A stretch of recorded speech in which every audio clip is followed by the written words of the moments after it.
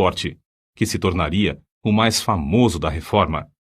Ao entrar, por fim, na cidade, estava acompanhado de uma multidão muito maior do que a que fora ao encontro de Carlos V. No dia seguinte, foi levado perante o imperador, ao lado do qual se achavam o delegado do Papa, 6 eleitores do Império, 25 duques, 8 margraves, 30 cardeais e bispos, 7 embaixadores, os deputados de 10 cidades e grande número de príncipes, condes e barões.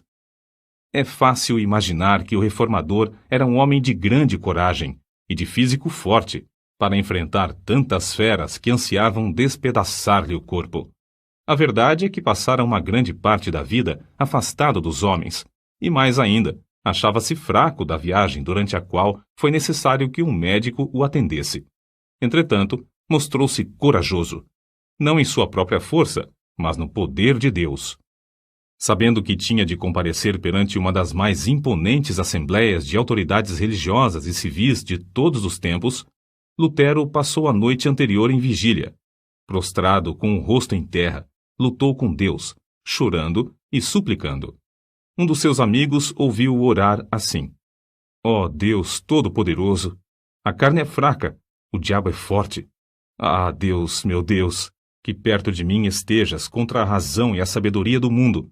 Falo, pois somente tu o podes fazer. Não é a minha causa, mas sim a tua. Que tenho eu com os grandes da terra? É a tua causa, Senhor, a tua justa e eterna causa. Salva-me, ó Deus fiel, somente em ti confio. Ó Deus, meu Deus, vem, estou pronto a dar como um cordeiro a minha vida. O mundo não conseguirá prender a minha consciência, ainda que esteja cheio de demônios. E se o meu corpo tem de ser destruído, a minha alma te pertence e estará contigo eternamente. Conta-se que, no dia seguinte, na ocasião de Lutero transpor a porta para comparecer perante a Dieta, o veterano general Freudesburgo colocou a mão no ombro do reformador e disse-lhe: Pequeno monge, vais a um encontro diferente, que eu ou qualquer outro capitão jamais experimentamos, mesmo nas nossas conquistas mais ensanguentadas. Contudo, se a causa é justa e sabes que o é, avança no nome de Deus, e não temas nada. Deus não te abandonará. O grande general não sabia que Martinho Lutero vencera a batalha em oração e que entrava somente para declarar-lhes que a havia vencido de maiores inimigos. Quando o núncio do Papa exigiu de Lutero, perante a augusta Assembleia, que se retratasse, ele respondeu: Se não me refutardes pelo testemunho das Escrituras ou por argumentos, uma vez que não creio somente nos papas e nos concílios, por ser evidente que já muitas vezes se enganaram e se contradisseram uns aos outros, a minha consciência tem de ficar submissa à palavra de Deus. Não posso retratar-me, nem me retratarei de qualquer coisa, pois não é justo nem seguro agir contra a consciência. Deus me ajude. Amém. De volta ao seu aposento, Lutero levantou as mãos ao céu e exclamou com o rosto todo iluminado: Está cumprido, está cumprido. Se eu tivesse 1000 cabeças, preferiria que todas fossem decepadas antes de me retratar. A cidade de Worms, ao receber as notícias da ousada resposta de Lutero ao núncio do Papa, alvoroçou-se. As palavras do reformador foram publicadas e espalhadas entre o povo, que afluiu para honrá-lo.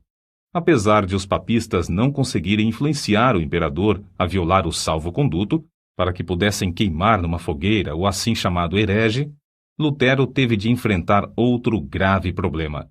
O edito de excomunhão entraria imediatamente em vigor, e Lutero, por causa dessa penalidade, era considerado criminoso. Ao findar o prazo do seu salvo-conduto, devia ser entregue ao imperador. Todos os seus livros deviam ser apreendidos e queimados, e o ato de ajudá-lo, de qualquer maneira, era também considerado crime capital. Mas para Deus é fácil cuidar dos seus filhos. Lutero, regressando a Wittenberg, foi repentinamente rodeado num bosque por um bando de cavaleiros mascarados, que depois de despedirem as pessoas que o acompanhavam, conduziram-no, alta noite, ao castelo de Wartburgo, perto de Eisenach. Isto foi um estratagema do príncipe da Saxônia para salvar Lutero dos inimigos que planejavam assassiná-lo antes de chegar à casa. No castelo, Lutero passou muitos meses disfarçado. Usou o nome de Cavaleiro Jorge e foi tido como morto. Fiéis servos de Deus oravam dia e noite pelo reformador. As palavras do pintor Alberto Dürer exprimem o sentimento do povo. Ó Deus, se Lutero fosse morto, quem agora nos exporia o Evangelho? Contudo, no seu retiro, livre dos inimigos, foi-lhe concedida a liberdade de escrever, e o mundo logo soube, pela grande quantidade de literatura produzida, que a obra saía de sua pena, e que, de fato, Lutero vivia. O reformador conhecia bem o hebraico e o grego, e em 3 meses tinha vertido todo o Novo Testamento para o alemão. Em poucos meses mais, a obra estava impressa e nas mãos do povo. 100.000 exemplares foram vendidos em 40 anos, além das 52 edições impressas em outras cidades. Era circulação imensa para aquele tempo, mas Lutero não aceitou 1 centavo de direitos. A maior obra de toda a sua vida, sem dúvida, fora a de dar ao povo alemão a Bíblia na sua própria língua, depois de seu retorno a Wittenberg. Já existiam outras traduções, mas escritas numa forma de alemão latinizado que o povo não compreendia.